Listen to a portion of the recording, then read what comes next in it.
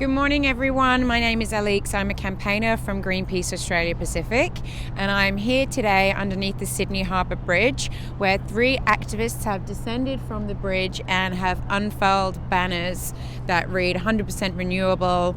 And we are here today to demand that Scott Morrison declare a climate emergency.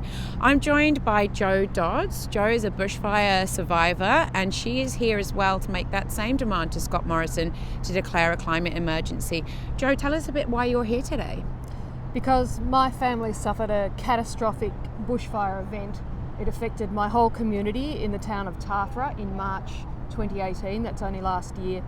We lost 69 homes. So many of my friends and neighbours lost not just the houses they lived in, but everything in them. They left with just their handbags, just their phones. So the effect of climate change has already hit my community, and it hit us so hard that it will take us decades, in many cases, to recover from that.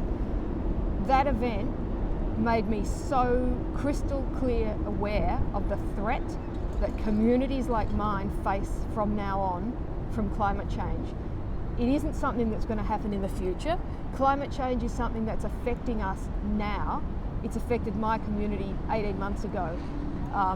And it was a weather-driven event that was unprecedented. And that's something that fireys keep telling us, that the weather conditions driving these bushfires are unprecedented and only going to get worse. So for me, coal is so toxic. I have seen what coal does to communities in the end, and that is to burn down homes, destroy livelihoods, and put the lives of Australian families at dire risk.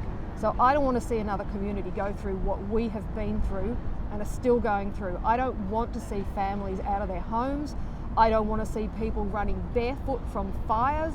I saw all of that while I stood on the riverbank and watched for 5 hours waiting for my home to burn down with everything in it. So if that doesn't motivate people to put their hands up and say, I don't want to see coal mining, I don't want to see fossil fuels being used, I want them in the ground, I don't want families in the ground, I want coal in the ground, and I want a government who's prepared to step up, take action, transit us to renewables urgently, because the next fire is just around the corner. Fires are happening now all through the fire season, all through winter. We had a second fire in winter, and that fire went for 60 days, all through winter. So this is a new level of horror. We don't have the resources to fight it.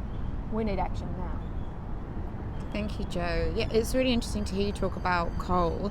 Not many people know that coal is actually the number one cause of climate change, and particularly here in Australia. Australia is the world's largest coal exporter. We still have coal-fired power stations all around the country, which just seems ridiculous when we're in such a sunny, windy country, and the opportunities for clean energy are there. We could see Australia becoming a leader in clean energy, renewable energy. So, you have to wonder why Scott Morrison isn't taking action.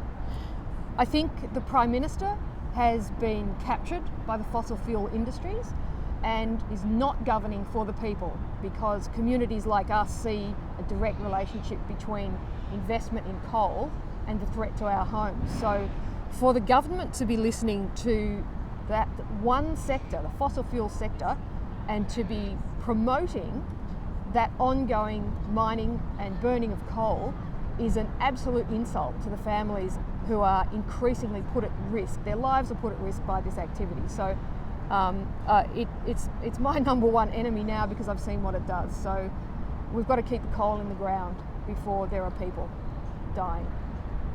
Thank you, Jo. Thank you.